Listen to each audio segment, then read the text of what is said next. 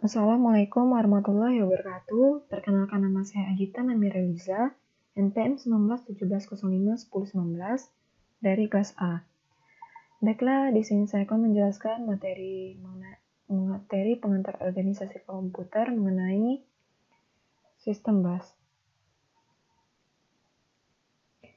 Sistem bus atau bus sistem dalam arsitektur komputer merujuk pada bus yang digunakan oleh sistem komputer untuk menghubungkan semua komponennya dalam menjalankan tugasnya.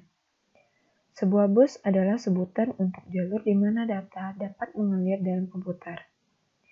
Jalur-jalur ini digunakan untuk komunikasi dan dapat dibuat antara dua elemen atau lebih. Data atau program yang tersimpan dalam memori dapat diakses dan dieksekusi oleh CPU melalui perantara sistem bus.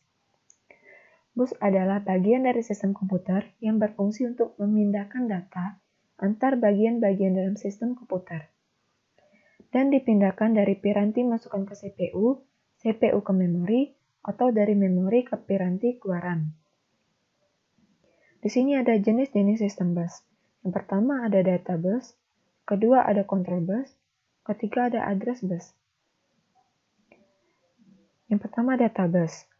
Data bus adalah jalur-jalur perpindahan data antar modul dalam sistem komputer. Karena pada suatu saat tertentu, masing-masing saluran hanya dapat membawa satu bit data, maka jumlah saluran menentukan jumlah bit yang dapat ditransfer pada suatu saat. Satu yang berfungsi untuk mentransfer data, membawa data dari dan ke perangkat atau periferal.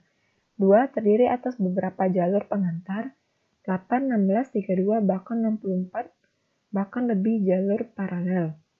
Yang ketiga, dapat ditransmisikan dalam dua arah, yaitu dari CPU atau mikroprosesor ke unit memori atau modul input-output dan sebaliknya. Yang keempat, semakin lebar bus, maka semakin besar data yang dapat ditransfer sekali waktu. Yang kedua ada control bus. Saluran kontrol digunakan untuk mengontrol akses ke saluran alamat dan penggunaan data. Karena data dan saluran alamat dipakai bersama oleh seluruh komponen, maka harus ada alat untuk mengontrol penggunanya. Sinyal-sinyal kontrol melakukan transmisi baik perintah maupun informasi pewaktuan. Di antara modul-modul sistem, sinyal-sinyal pewaktuan menunjukkan validitas data dan informasi alamat. Sinyal-sinyal perintah menspesifikasikan operasi-operasi yang akan dibentuk. Umumnya, saluran kontrol ini meliputi memory write, memory read, input-output write, input-output read, dan lain-lain. Ini fungsi-fungsi pada control bus. Satu, digunakan untuk menspesifikasi sumber dan tujuan data pada bus data. Yang kedua, digunakan untuk mengirim alamat Word pada memori yang akan diakses CPU. Yang ketiga, digunakan untuk saluran alamat perangkat modul komputer saat CPU mengakses suatu modul. Yang keempat, semua peralatan terhubung dengan sistem komputer. Agar dapat diakses harus memiliki alamat.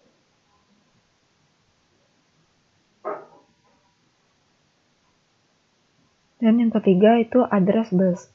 Saluran alamat digunakan untuk menandakan sumber atau tujuan data pada bus data. Misalnya, bila CPU akan membaca sebuah Word data dan dari memori, maka CPU akan menaruh alamat Word yang dimaksud pada saluran alamat. Lebar bus alamat akan menentukan kapasitas memori maksimum sistem. Selain itu, umumnya saluran alamat juga dipakai untuk mengalamati port-port input-output. Biasanya bit-bit berorder lebih tinggi dipakai untuk memilih lokasi memori atau port input-output pada modul, yang digunakan untuk menspesifikasi sumber dan tujuan data pada bus data. Yang pertama itu, fungsinya ada digunakan untuk mengirim alamat Word pada memori yang akan diakses CPU. Kedua, digunakan untuk saluran alamat perangkat modul komputer saat CPU mengakses suatu modul. Ketiga, semua peralatan yang berhubung dengan sistem komputer agar dapat diakses harus memiliki alamat. Sistem komputer berbasis mikroprosesor terdapat 3 jalur yang menjadi tempat mengalirnya proses. Itu ada satu, yang pertama bus data, yang kedua bus alamat, ketiga bus kontrol. Yang bus data itu berfungsi untuk mengalirkan data dari atau ke mikroprosesor. Yang kedua itu alamat berfungsi mengalamati suatu proses dari ke atau memori input-output. Ketiga, bus kontrol untuk mengatur proses instruksi yang terjadi dari atau ke mikroprosesor. Di sini ada gambarnya.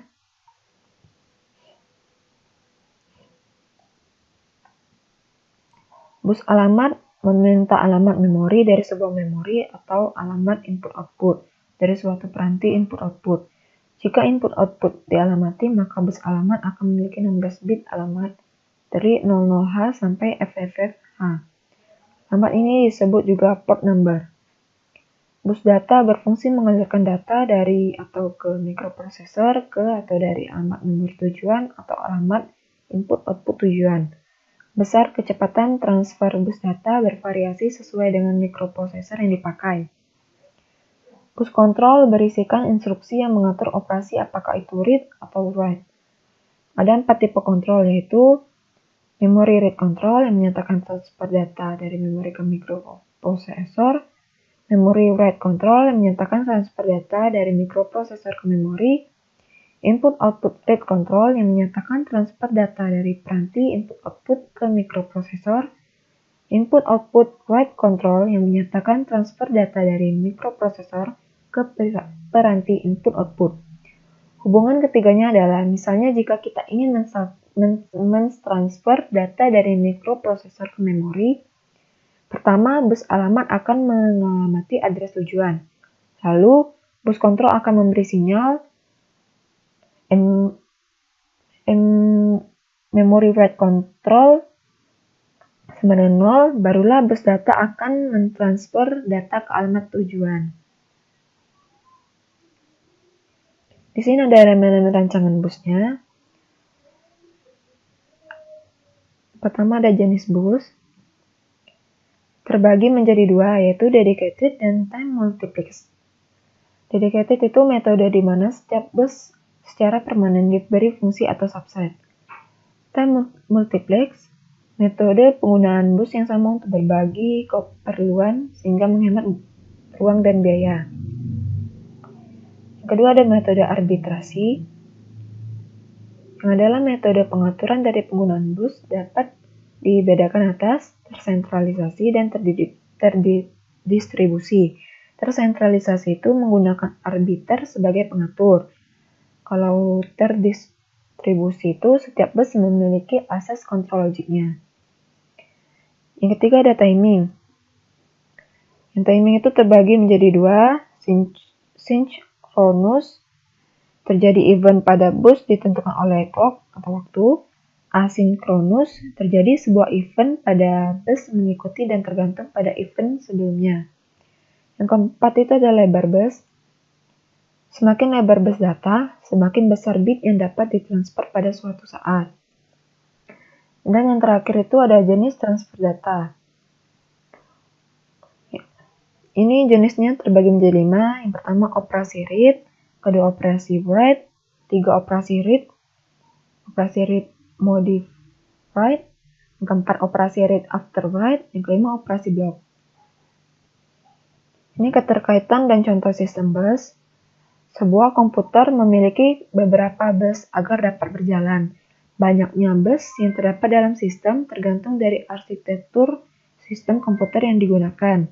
Sebagai contoh, sebuah komputer PC dengan prosesor umumnya Intel Pentium 4 memiliki bus prosesor, frontside bus, bus AGP, bus PCI, bus USB, dan bus ISA yang digunakan oleh keyboard dan mouse, dan bus-bus lainnya. Bus disusun secara hierarkis karena setiap bus yang memiliki kecepatan rendah akan dihubungkan dengan bus yang memiliki kecepatan tinggi. Setiap perangkat di dalam sistem juga dihubungkan ke salah satu bus yang ada. Sebagai contoh, kartu grafis AGP akan dihubungkan ke bus AGP. Beberapa perangkat lainnya, utamanya chipset atau controller, akan bertindak sebagai jembatan antara bus yang berbeda.